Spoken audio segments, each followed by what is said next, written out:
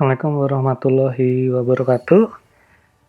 Apa kabar calon praja yang ada di seluruh Indonesia? Kali ini kakak akan bahas pertanyaan yang sering ditanyakan oleh calon praja baik di YouTube, di komentarnya, ataupun di grup Telegram calon praja IPDN 2021.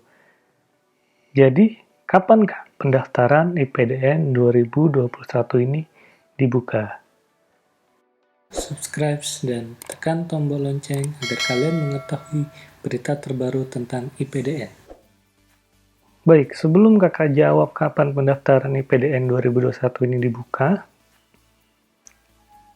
kakak balik nih, tanya kepada adik-adik, sudah berapa persen sih persiapan kalian dalam menghadapi tes IPDN 2021? Apakah baru 20%, 50%, 80%, atau bahkan sudah siap 100%?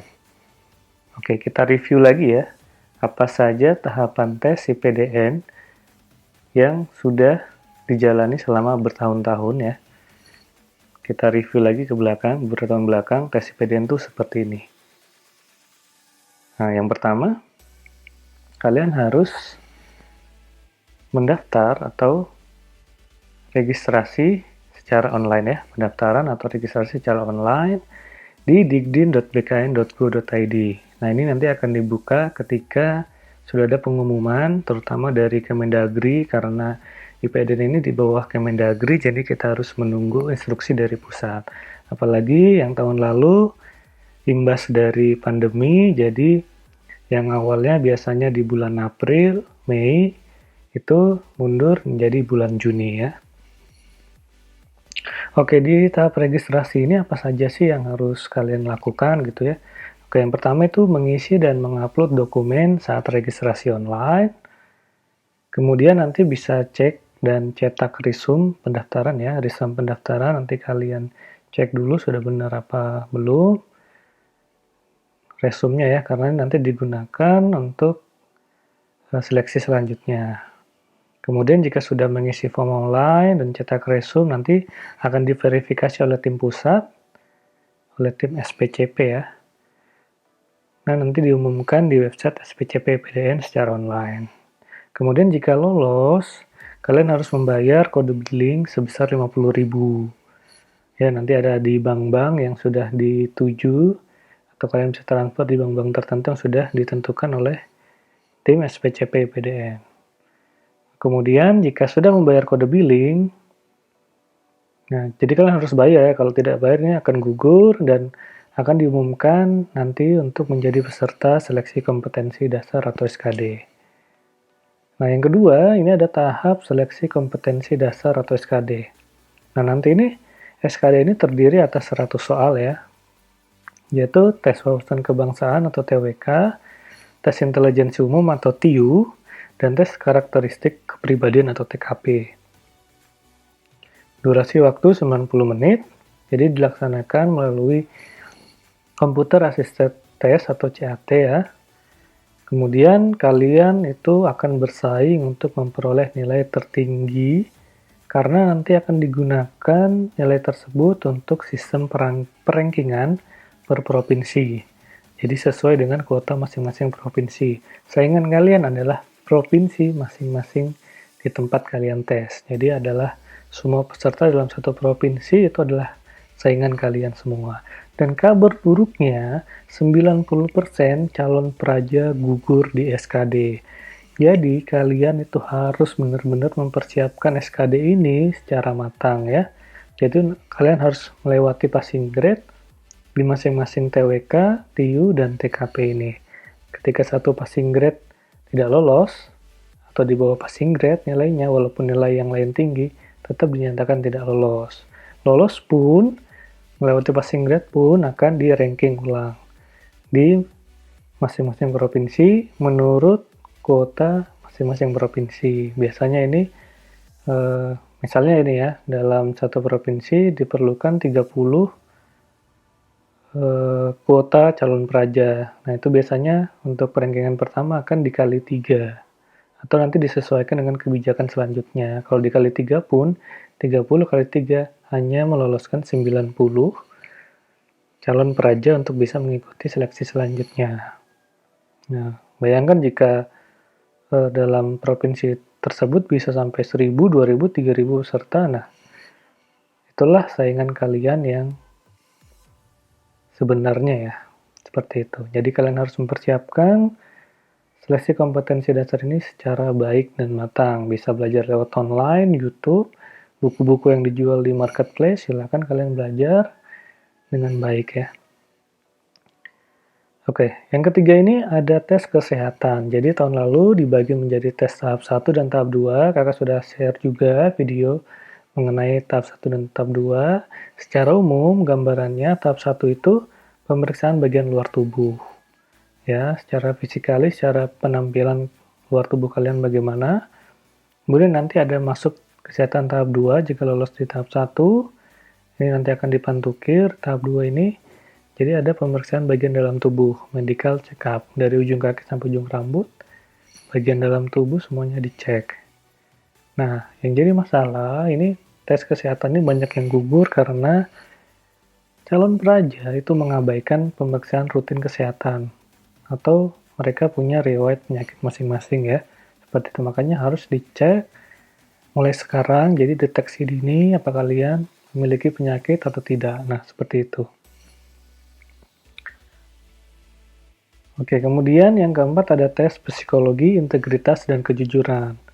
Nah, ini nanti ada tes yang bertujuan untuk mengetahui kelayakan kalian, apakah calon peraja ini sudah pantas atau belum menjadi abdi peraja atau menjadi peraja PDN. Karena toh nanti kita lulus, teman-teman lulus, ada lulus itu akan menjadi abdi negara, menjadi ASN yang akan mengabdi untuk negara dan masyarakat, seperti itu. Nah, triknya, tipsnya untuk sebelum tes psikologi ini, diharapkan kalian tuh sarapan dulu ya. Terus malamnya tuh jangan begadang, dan jangan stres ya, karena tes ini memerlukan daya tahan konsentrasi yang baik. Karena bisa memerlukan waktu berjam-jam untuk konsentrasi tinggi ya. Jadi kalian harus sarapan dulu seperti itu. Oke, yang kelima nanti di tes pantokir ini ada tes kesemaptaan atau nanti tes fisik jasmani, terdiri atas penilaian lari 12 menit. Itu akan kalian berlari mengelilingi stadion ya sejauh 400 meter satu putaran. Nanti bisa dihitung nilainya berapa yang layak atau yang mendapat nilai baik, dapat 5 putaran atau berapa putaran seperti itu. Kemudian ada penilaian push up, sit up, kemudian ada pull up juga untuk pria dan chinning up untuk wanita. Kemudian yang terakhir adalah penilaian shuttle run atau lari yang ke-8. Nah, tes fisik ini memerlukan latihan yang tidak sebentar.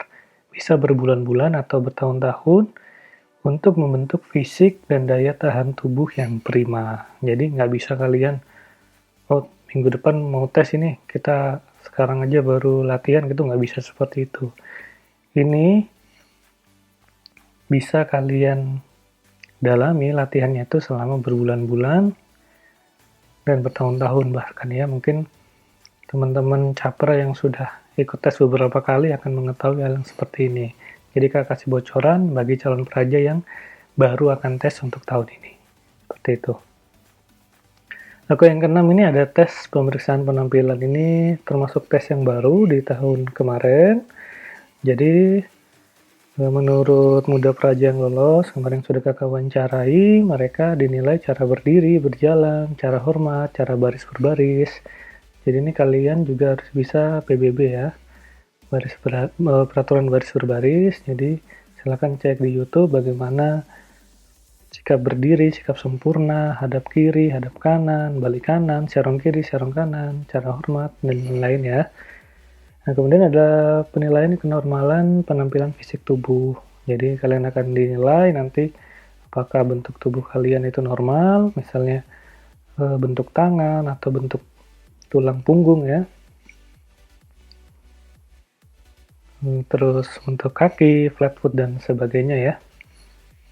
Kemudian ada penilaian cara berbicara. Nah, ini bagi yang cadel, L atau R yang susah mengucapkan itu dinilai juga dalam tes pemeriksaan penampilan.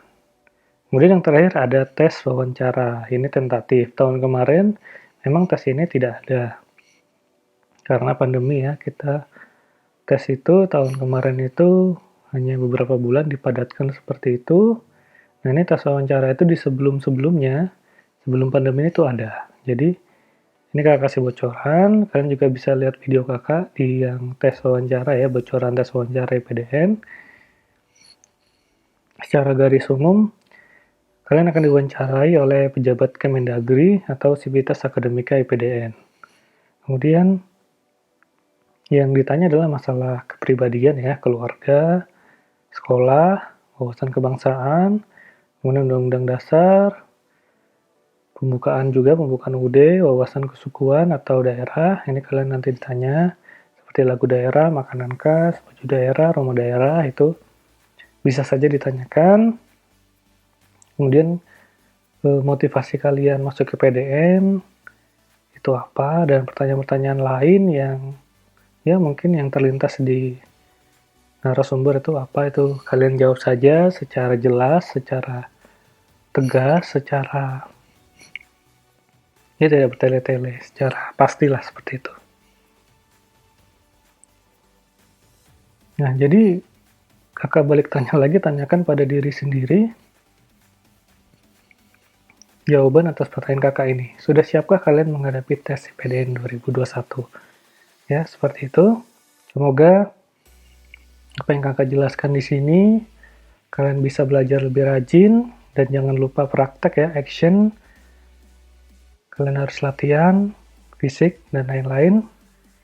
Kesehatan dijaga untuk bisa menghadapi tes IPDN 2021 ini. Semoga bermanfaat. Jangan lupa like, subscribe, tekan tombol lonceng jika kalian belum subscribe, dan sampai jumpa di video selanjutnya. Assalamualaikum warahmatullahi wabarakatuh.